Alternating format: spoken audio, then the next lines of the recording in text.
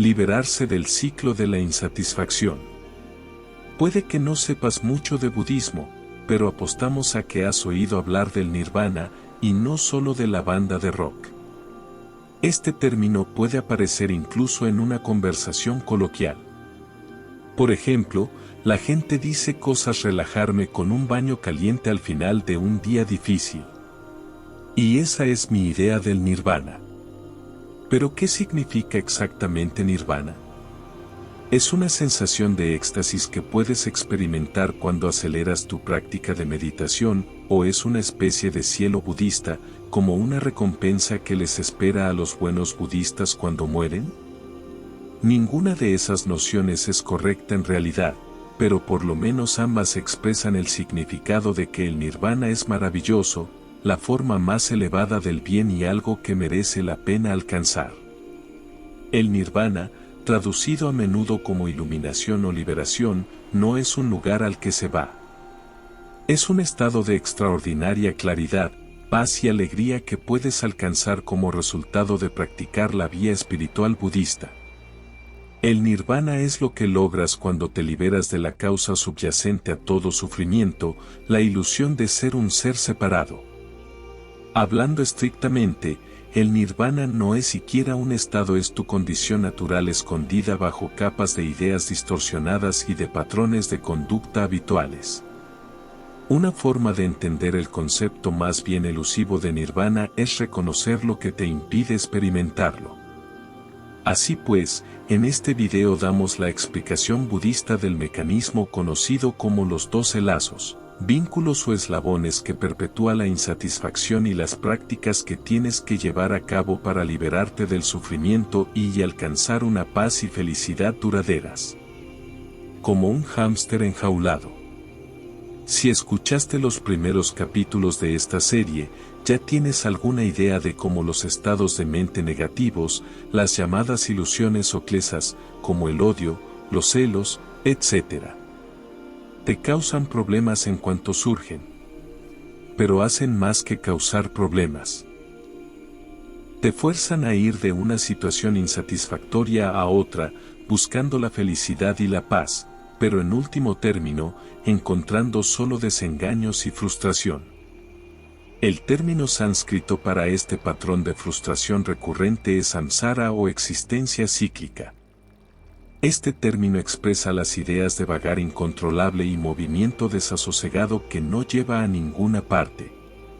Si alguna vez has pensado que tu vida se parece a la de un hámster enjaulado, tus esfuerzos para llegar a alguna parte solo te llevan a dar vueltas en círculos. Ya has probado la naturaleza frustrante del samsara. Bastante amargo. ¿El cuadro es en realidad tan negro como acabamos de pintarlo? ¿Tu vida no presenta aspectos agradables, momentos de felicidad que pueden disfrutarse? Por supuesto que sí. Pero lo que queremos señalar es que mientras tu mente está bajo la influencia de las ilusiones, los estados de mente negativos, estos momentos no durarán. Inevitablemente vas a experimentar frustración, insatisfacción e indudablemente tristeza. Por eso las enseñanzas budistas dicen que la naturaleza del samsara es el sufrimiento. Recuerda que el samsara no describe la realidad misma, sino tu experiencia distorsionada de la realidad basada en tus estados de mente negativos.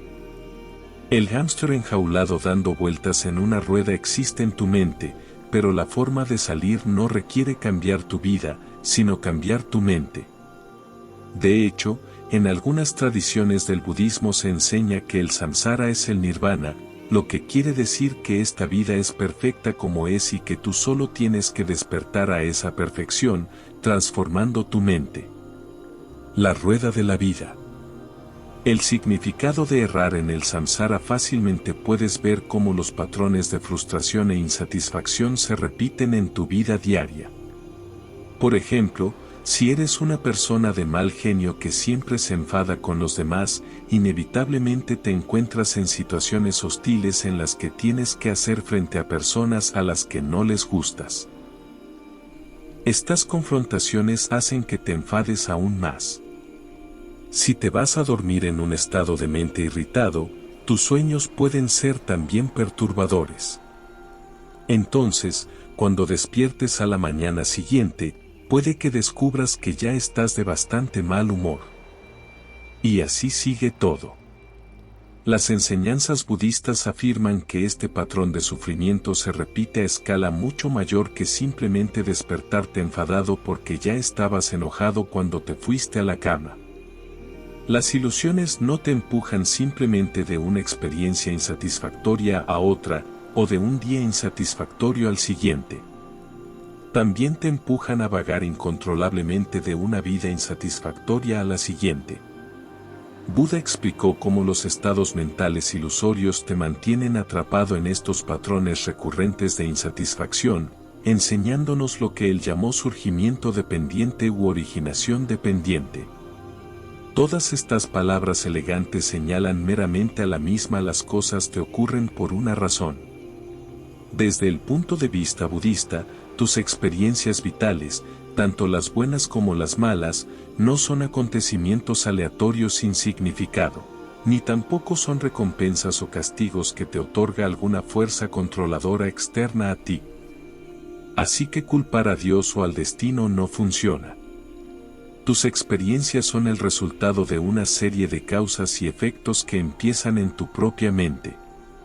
Buda ilustró este mecanismo de causa y efecto en un diagrama popularmente conocido como la rueda de la vida. Si googleas este término, encontraréis fácilmente una representación. Quizá la mejor parte para empezar un resumen de estas importantes enseñanzas es el centro de esta rueda. Identifica las ilusiones fundamentales y observas el centro de la rueda de la vida. Podrás ver tres animales que representan las tres ilusiones fundamentales o también llamadas radicales. El cerdo representa la ignorancia. Aunque el cerdo es un animal relativamente inteligente. El gallo representa el deseo o el apego. En algunas versiones de la rueda, otras aves toman el lugar del gallo. La serpiente representa el odio, aferrarse a un yo sólido. En esta ilustración de la rueda de la vida, el ave y la serpiente emergen de la boca del cerdo para indicar que la ignorancia es la fuente de todas las demás ilusiones. Esta versión de la ignorancia no significa sencillamente no saber algo. Este tipo de ignorancia se refiere concretamente a una idea errónea de cómo existen las cosas. Se podría decir que promueve activamente un cuadro distorsionado de la realidad. Puedes hacerte una idea de cómo funciona esta ignorancia realizando el siguiente ejercicio para descubrir cómo piensas normalmente en ti mismo. Utiliza la palabra yo en una frase o dos y mira lo que encuentras. Por ejemplo, si describes lo que estás haciendo ahora mismo, puede salir algo así: yo estoy sentado escuchando este video y tratando de descifrar lo que significa. 2. Mira más de cerca tu cuerpo y tu mente. Algunos textos filosóficos budistas llaman a esta combinación de cuerpo-mente la base de la imputación del ego, que es solo una forma elegante de afirmar lo que ya has descubierto. Utilizas el término yo o mío, tu nombre, para referirte a algo que está ocurriendo en tu constitución mental y física. Ahora es el momento de profundizar un poco más. Cuando examinas lenta y cuidadosamente de qué estás formado, descubres que todos los elementos que componen tu cuerpo y tu mente, los 5 agregados o skandhas mencionados en el Sutra del Corazón, están fluyendo constantemente. Tus sensaciones físicas y tus pensamientos, sentimientos y emociones están cambiando sin cesar, a menudo a una velocidad muy rápida. Y tú en realidad no puedes señalar nada dentro de ese flujo constante y decir esto es algo sólido y permanente. Solo experimentas la plena fuerza de este tipo de meditación de examen si lo haces repetidamente durante un periodo de tiempo. En este momento solo estamos presentando una explicación abreviada para darte una idea general de cómo proceder. 3. En vez de producir una afirmación emocionalmente neutra sobre ti mismo, como hiciste en el paso 1, trae a la mente un momento de gran estrés o entusiasmo. En este punto es cuando el ejercicio se pone realmente interesante. Quizá alguien te insulta o te pone en evidencia delante de una multitud y te sientes incómodo, incómoda, avergonzado y resentido. Puedes también utilizar el ejemplo de ser elogiado frente a los demás y sentirte orgulloso o contento por ello. Pero aquí nos quedaremos solo con un ejemplo. En situaciones como esa, tú probablemente no te haces la siguiente reflexión: esta persona solo ha insultado un aspecto momentáneo de mi cuerpo o mi mente. En vez de eso, surge en tu pecho una sensación sólida, permanente, casi tangible de ti mismo y sientes que eso acaba de ser atacado. ¿Cómo se atreve a decir eso sobre mí delante de toda esa gente? El yo concreto autoexistente que aparece ante ti en ese momento no tiene nada que ver con tu realidad. Nunca encontrarás nada dentro ni fuera de tu combinación cuerpo-mente que corresponda con una sensación de ti mismo tan aparentemente concreta. Este ser aparentemente concreto es solo una creación de la ignorancia. Es la raíz de todo el sufrimiento, sin excepción.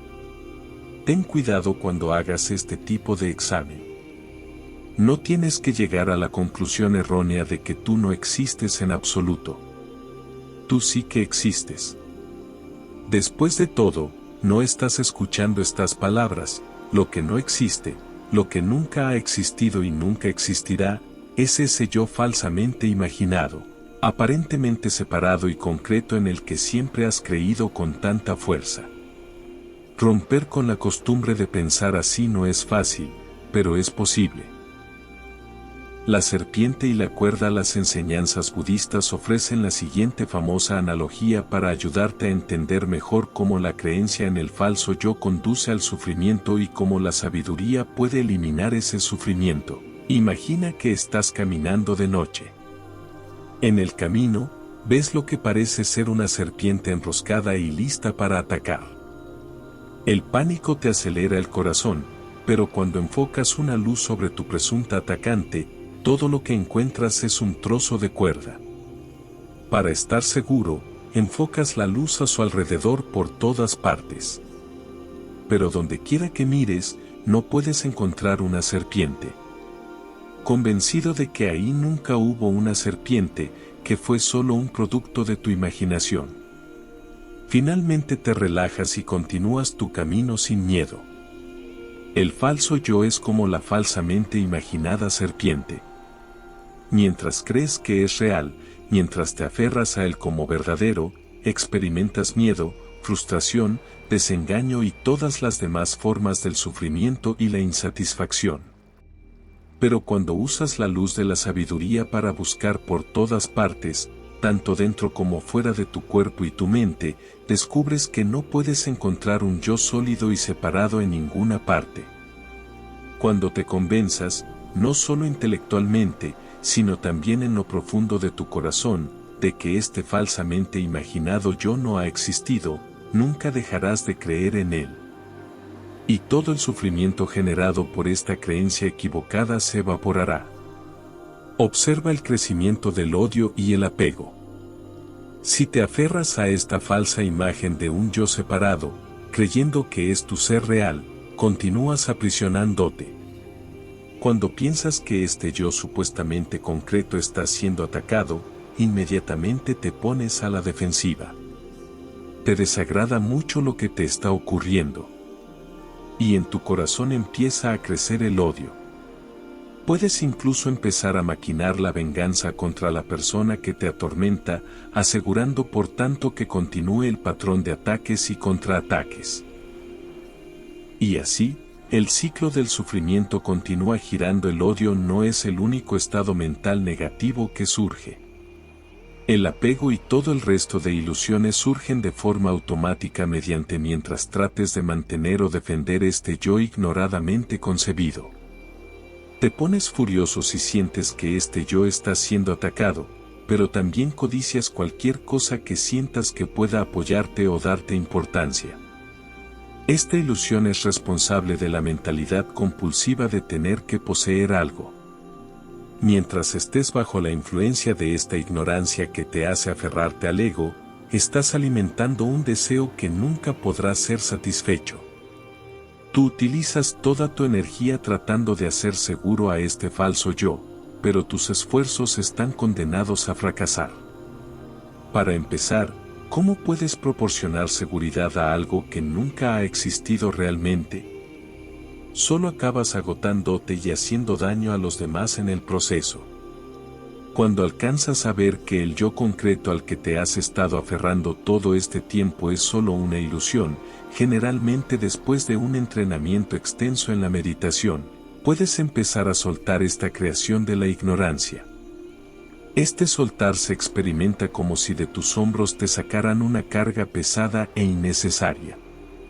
Sin estar ya obligado a defender o promover este ser fantasmal, te sientes libre de experimentar una profunda sensación de alegría y paz. Para expresarlo en términos más mundanos, como ya no estás tan poseído por ti mismo, finalmente puedes tomártelo con calma.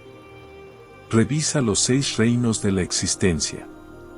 Rodeando el centro de la rueda de la vida hay 2 semicírculos, uno claro y el otro oscuro, que representan los 2 tipos principales de acción o karma que puedes positivo o negativo. Los 3 seres situados en el semicírculo de la izquierda han acumulado karma positivo que los lleva hacia arriba, hacia los 3 reinos superiores de los dioses, los antidioses y los seres humanos, mientras que la carga del karma negativo arrastra a los 3 seres del semicírculo de la derecha hacia los reinos inferiores de los animales, los fantasmas hambrientos y los seres infernales. No te preocupes, más adelante en esta sección explicamos detalladamente estos 6 reinos. Recuerda, pues, que no tomes los términos superior e inferior demasiado literalmente. No encontrarás a los dioses arriba en las nubes o a los seres infernales en las profundidades del mundo subterráneo. Aunque algunas explicaciones tradicionales pueden producirte esa impresión, tu mente crea karma y experimenta sus resultados sin importar dónde puedas estar habitando. Un reino o estado de existencia particular, o mejor aún, estado de mente, se llama superior o inferior, dependiendo de la cantidad de sufrimiento obvio que contenga. Los seres de los reinos superiores experimentan menos sufrimiento y más placer que los seres de los 3 reinos inferiores. Pero sean superiores o inferiores, todos los reinos están dentro de los límites del ciclo de la existencia, y todos los seres que actualmente están atrapados en ellos por la ignorancia llevan la carga de la insatisfacción. He aquí los 6 reinos, enumerados en orden desde el más alto al más bajo. Dioses llamados también devas o seres celestiales, los dioses ocupan la posición más alta dentro de la existencia cíclica y son representados habitualmente como viviendo en los lugares más suntuosos, dependiendo del tipo específico de karma que crearon para renacer. Aquí, estos seres longevos se pasan la vida ebrios de placer o absortos en alguna forma de profunda concentración. Algunos dioses confunden su reino con el nirvana. Pero al contrario de la verdadera liberación, este reino, como los otros 5, es solo temporal. Cuando se agota el poderoso karma positivo de un dios, porque el karma no dura para siempre, uno lo gasta. Cuando experimenta sus resultados, no tiene más elección que volver a caer en uno de los reinos inferiores mucho menos placenteros. Así que no puede uno encontrar seguridad ni siquiera en el reino de los dioses. Aunque los seres humanos no son dioses, se puede decir que las personas que viven con el estilo de vida de los ricos y los famosos experimentan una existencia de dioses, tanto en términos de los extraordinarios placeres de los que disponen, como de la amenaza constante de que esos placeres les sean arrebatados en cualquier momento. Antidioses llamados también asuras, semidioses, estos seres experimentan una existencia parecida a la del reino que está sobre ellos, o sea, el reino de los dioses. Pero no pueden gozar plenamente de los placeres de su reino. Como sus diversiones, así como su karma positivo, son inferiores a los de los dioses. Los antidioses están acosados por una envidia, la ilusión dominante en este reino. Esta envidia los incita a la guerra contra sus vecinos más poderosos y por tanto, están sujetos repetidamente al dolor de la derrota. En el reino humano, del que hablaremos en un segundo, algunos de los no tan ricos y famosos experimentan problemas de envidia y competitividad parecidos a los de los antidioses. Seres humanos, el tercer reino de los tres reinos superiores es el que estás experimentando ahora. Como Buda vio al comienzo de su propio viaje espiritual, este reino está lleno del sufrimiento de la enfermedad, la vejez y la muerte, además de la frustración de no obtener lo que queremos y la angustia de ser separados de lo que nos gusta. Mientras se vive en este reino, se puede experimentar algo muy similar a los placeres y dolores de los otros estados de existencia. De hecho, por eso el nacimiento en este reino puede ser tan afortunado. Hay suficiente sufrimiento para sentirse motivado a liberarse de la existencia cíclica y suficiente placer como para hacer algo al respecto. Animales. Este reino, el más elevado de los tres reinos inferiores, es aquel con el que los seres humanos tenemos un contacto más cercano. Aunque existe un amplio rango de experiencias en este reino, la inmensa mayoría de animales llevan una vida de constante lucha, buscando alimento al mismo tiempo que tratan de evitar ser comidos. Esta dura existencia, movida por instintos que no pueden controlar, es en primer lugar un reflejo del tipo de conducta en gran medida responsable de su nacimiento como animales. Además del hambre y el miedo, los animales también sufren calor y frío, y, en el caso de muchos animales domesticados, el dolor de realizar trabajo forzado y duro. Desafortunadamente, las circunstancias desesperadas o la inteligencia limitada obliga a muchos seres humanos a vivir una existencia no muy diferente a la de sus vecinos animales. Fantasmas hambrientos. Este reino es el de la continua frustración, el de los deseos no realizados y la avidez insatisfecha. El sufrimiento predominante de estos infortunados seres, llamados pretas en sánscrito, y a los que se hace referencia algunas veces como espíritus errantes, es el hambre y la sed nunca saciados, y la causa principal de haber renacido aquí es la mezquindad. Representados a menudo con cuellos delgados y estómagos cavernosos, estos seres tienen gran dificultad para encontrar y consumir comida y bebida. La mayoría de la gente no ha encontrado pretas directamente, pero puede que conozcas a muchos Scrooges, ya sabes, el huraño protagonista de Cuento de Navidad de Charles Dickens, que se aferran a sus posesiones de forma tan mezquina que, como un preta, han desterrado por completo la alegría de su vida. Seres infernales. Este reino es el más bajo de todos los reinos de la existencia cíclica y está lleno del sufrimiento más intenso. La causa principal para experimentar este tipo de doloroso renacimiento es cometer acciones extremadamente perjudiciales, como el asesinato, mientras está bajo la influencia de poderosas ilusiones, especialmente el odio.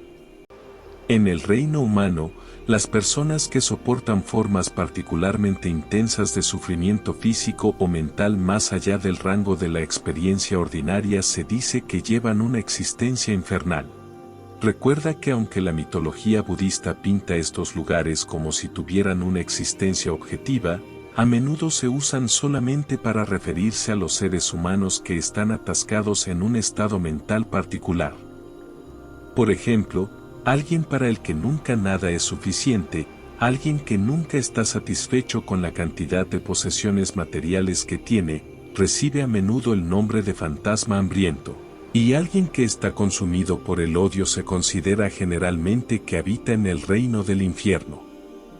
Por el contrario, la gente puede referirse a alguien que vive una vida de riqueza y facilidades, pero que se preocupa poco por los asuntos espirituales, como atascado en el reino de los dioses, como si las penalidades descritas en esta lista no fueran suficientes. Un defecto importante de la vida dentro de la existencia cíclica es que no puedes encontrar descanso o seguridad en ninguna parte. En un determinado momento estás tomando el néctar de los dioses y al siguiente estás vagando buscando algo para mitigar tu sed insoportable. Incluso como ser humano, en cuestión de minutos, puedes ser desplazado de arriba para abajo a través de varios reinos. Toda la rueda de la vida está en las garras de la impermanencia. Cuando cambia tu mente, también lo hacen tus experiencias. Estos diferentes reinos de experiencia o estados de existencia no son lugares que esperan que vayas a visitarlos. No son destinos preexistentes a los que eres enviado como premio o castigo. Tú produces las causas para experimentar los placeres y dolores de estos reinos con los que haces, dices y piensas. Los 12 lazos en las enseñanzas conocidas como los 12 lazos del surgimiento dependiente, Buda describió el mecanismo que te arrastra de reino en reino dentro de la existencia cíclica y te mantiene atrapado en el sufrimiento y en la insatisfacción. En la representación de la rueda de la vida, estos 12 lazos están situados alrededor del círculo exterior. La siguiente lista explica su simbolismo e ignorancia. Un hombre ciego caminando a tientas. Aquí de nuevo, señoras y señores, está la ilusión fundamental, la ignorancia, directamente desde el centro de la rueda. Pero aquí la ignorancia no es un cerdo. Es un ciego débil que tropieza de dificultad en dificultad.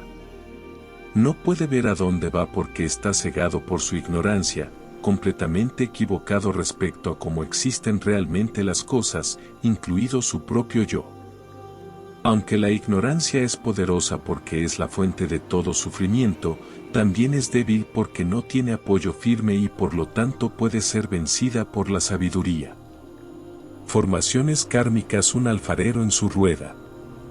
Este lazo se conoce también como acciones compositivas o también solo como acción. En la ignorancia, te implicas en acciones del cuerpo, el habla y la mente. Estas acciones, o karma, dan forma a una nueva vida, al igual que el alfarero toma un trozo de barro y da forma a una nueva vasija. Ten presente que mientras sigas aferrándote a un punto de vista erróneo de ti mismo, es decir, el primer lazo, la ignorancia, incluso tus acciones positivas darán forma a una nueva vida dentro de la existencia cíclica. Para ti, por supuesto, esta nueva vida será mucho más agradable que una formada por acciones negativas. Un mono correteando por un árbol. Las acciones del lazo anterior dejan impresiones en tu conciencia que pasan a tus vidas futuras. El mono subiendo y bajando de un árbol simboliza este movimiento de una vida a la siguiente. Nombre y 2 personas a las que llevan en un bote. Si vas a renacer de nuevo como ser humano, tu conciencia que lleva tus impresiones del pasado con el tiempo entra en la matriz de tu futura madre, donde se une con el esperma y el óvulo de tus padres. Nombre simbolizado aquí por uno de los 2 viajeros. Se refiere a la conciencia mental que se une al esperma y el óvulo unidos. Forma simbolizada por el otro viajero. Se refiere al pequeño embrión que se convertirá en el nuevo cuerpo para esta conciencia. En algunas ilustraciones de la rueda de la vida, hay solo una persona en el bote. En este caso, la persona representa el nombre, la conciencia mental que viene de una vida anterior, y el bote simboliza la forma, el óvulo fertilizado en el que entra esta conciencia. Dicho de forma más sencilla, nombre y forma se refieren a la mente y al cuerpo en embrión del ser recién concebido. Las bases de los 6: una casa vacía. A medida que el feto se desarrolla en la matriz, las bases para los 6 sentidos empiezan a desarrollarse. En este momento, sin embargo, los sentidos todavía no están funcionando. Por lo tanto, sus bases se simbolizan con una casa que, aunque completa en el exterior, está vacía por dentro. un hombre y una mujer abrazándose según continúa el desarrollo fetal, los sentidos llegan a desarrollarse hasta el punto de que hacen contacto con sus respectivos objetos. Este contacto inicial, que se produce en momentos diferentes para los distintos órganos de los sentidos, se simboliza con dos personas tocándose o besándose. Sensación: una persona con una flecha en el ojo. Como resultado de este contacto sensorial, se experimentan sensaciones de placer, dolor o neutralidad, comenzando en la matriz y continuando a lo largo de la vida. Por medio de este lazo de la sensación, a veces llamado respuesta, cosechas los resultados de tu karma pasado, experimentando placer como resultado de acciones virtuosas y dolor como resultado de acciones no virtuosas o perjudiciales, además de sensaciones neutras como resultado de acciones que no son ni virtuosas ni perjudiciales. Una flecha clavada en el ojo de una persona ilustra gráficamente la inmediatez e intensidad de la sensación.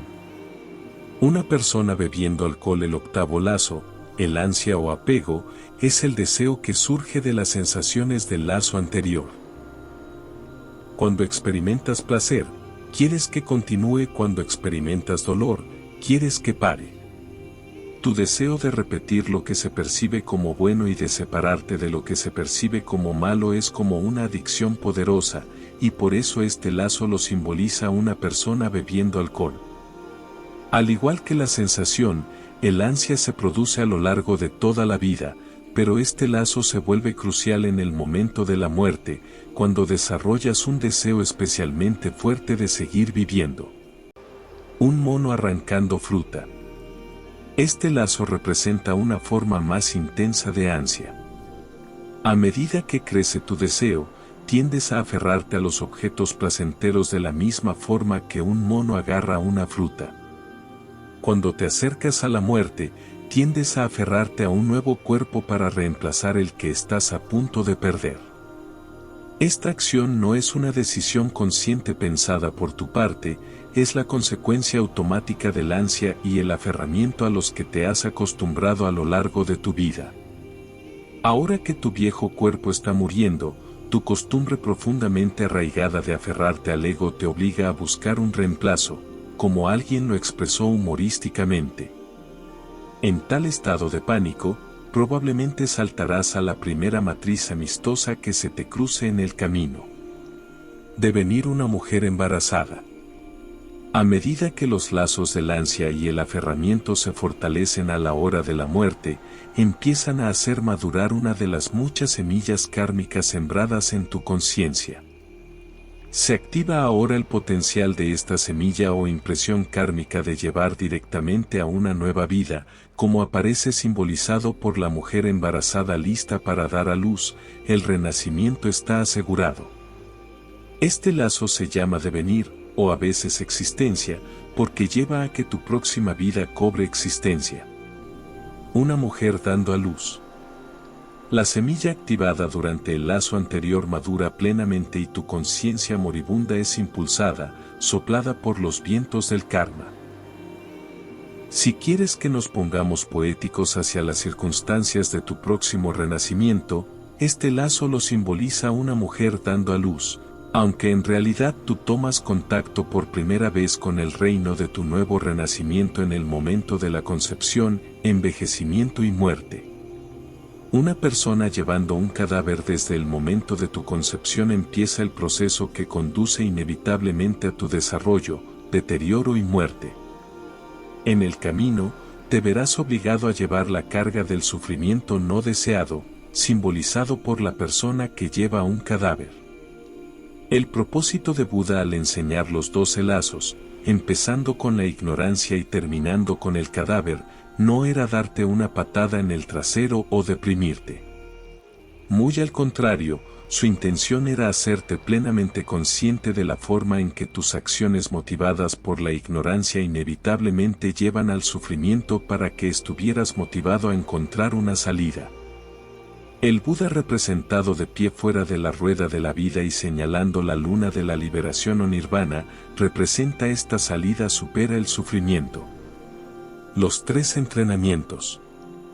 La pregunta que el viajero espiritual en busca de la liberación debe hacerse: ¿cómo puedo atravesar esta cadena de 12 eslabones del surgimiento dependiente, lograr la liberación de los reinos del sufrimiento y alcanzar la felicidad y la paz duraderas?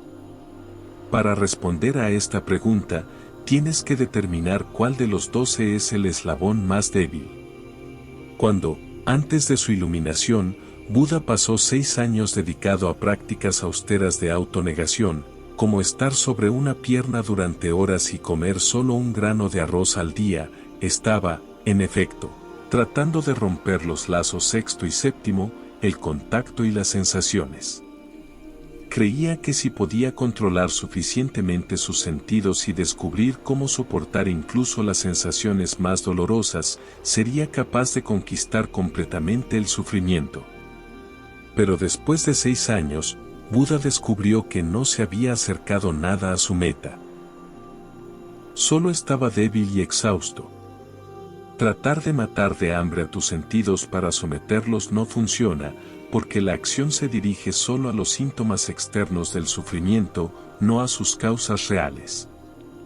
Algunas personas parecen creer que pueden encontrar la felicidad duradera atacando el 12º el envejecimiento y la muerte.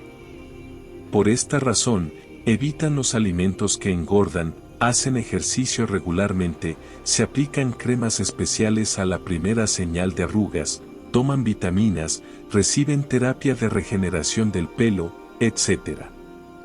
etcétera, etcétera. Oye. Y todo con la esperanza de que esta conducta de alguna forma les evite hacerse viejos. Algunas personas incluso planean congelar su cuerpo porque esperan que los médicos del futuro logren curarlos de las enfermedades responsables de su muerte. A ver, cuidar la salud ciertamente vale la pena, pero no importa lo que hagas por tu cuerpo, ya que no podrás posponer la muerte para siempre. Los más débiles de los 12 lazos son aquellos que parecen ser más fuertes a la ignorancia, el ansia y el aferramiento. Los lazos primero, octavo y noveno son responsables de crear primero y de perpetuar después el ciclo de sufrimiento e insatisfacción. La ignorancia motiva las acciones kármicas que plantan las semillas del sufrimiento en la mente. El ansia y el aferramiento hacen madurar esas semillas en el momento de la muerte, enviándote a un renacimiento en el que serán inhabitables. Más sufrimiento e insatisfacción. Estos 3 lazos son poderosos, pero están basados en un error de concepción fundamental, en un punto de vista distorsionado, en una mentira.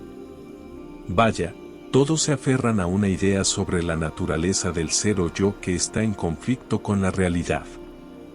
En este sentido, son débiles. Si puedes desarrollar la sabiduría que ve las cosas de la forma que realmente existen, puedes traspasar esos lazos y lograr una libertad completa de la existencia cíclica o samsara. No estamos hablando de un retiro desapegado, insensible de la vida. Nos referimos a la libertad del sufrimiento que se produce cuando uno está atrapado en la rueda de la vida. Buda enseñó que la forma de lograr esta libertad es dedicándose a lo que él llamó los 3 entrenamientos que constituyen el trípode sobre el que descansa toda la estructura de la práctica budista. Estos 3 entrenamientos: la disciplina moral, la fuerza, la concentración, la focalización nítida y la sabiduría, la herramienta. La siguiente es una analogía tradicional para explicar estos 3 entrenamientos. Imagina que tienes un árbol en tu patio que produce fruta venenosa. Por supuesto, quieres protegerte a ti y a los demás de esta situación peligrosa. Así que decides deshacerte de la fruta. Pero ¿cómo lo haces? Puedes tratar de podar las ramas del árbol, pero esta táctica te servirá solo por poco tiempo. Más pronto o más tarde, las ramas crecerán otra vez y empezarán a producir más veneno. La fruta venenosa en esta analogía equivale a las acciones y a los pensamientos engañosos que te mantienen atrapado en la existencia cíclica, obligándote a experimentar sufrimiento y desengaño una y otra vez. Podar las ramas es como aplicar un antídoto temporal a estas ilusiones engañosas. ¿Cómo contrarrestar el odio practicando la paciencia? Estas medidas ayudan a corto plazo, pero mientras la fuente de esas ilusiones engañosas, el árbol mismo, permanezca en pie, las ilusiones aparecerán más tarde o más temprano. La única forma de estar seguro de que te quedarás completamente a salvo del peligro es cortar el tronco del árbol de modo que no vuelva a crecer nada de él otra vez. El tronco del árbol es la ignorancia, el punto de vista erróneo de que tú y todas las otras cosas existen. Así como necesitas 3 cosas diferentes para cortar un árbol: un hacha afilada, una buena puntería y un brazo fuerte, también necesitas los 3 entrenamientos para liberarte del samsara. Estos 3 entrenamientos funcionan juntos como un hacha afilada. Sin un hacha afilada, no podrás cortar nada. En este caso, tu hacha es la sabiduría que desarrollas escuchando, examinando y finalmente meditando profundamente sobre las enseñanzas de Buda. Tienes que desarrollar sabiduría para ver directamente que el sentido concreto del yo que has estado entendiendo es una ficción, una proyección falsa de tu mente. También una puntería. Tener un hacha afilada no es suficiente para cortar el tronco del árbol. Necesitas un pulso firme que te dé la habilidad de golpear en el mismo punto una y otra vez. Si vacilas, incluso el hacha más afilada no te será útil. Solo una mente perfectamente concentrada puede darte la puntería necesaria para manejar certeramente el hacha de la sabiduría. Si tu atención se relaja o te distraes, tu puntería será mala y tu sabiduría nunca penetrará. Y por fuerza, no has terminado todavía. Si te falta la fuerza física necesaria, no podrás impulsar el hacha con precisión y fuerza. Lo mismo sucede con las prácticas espirituales.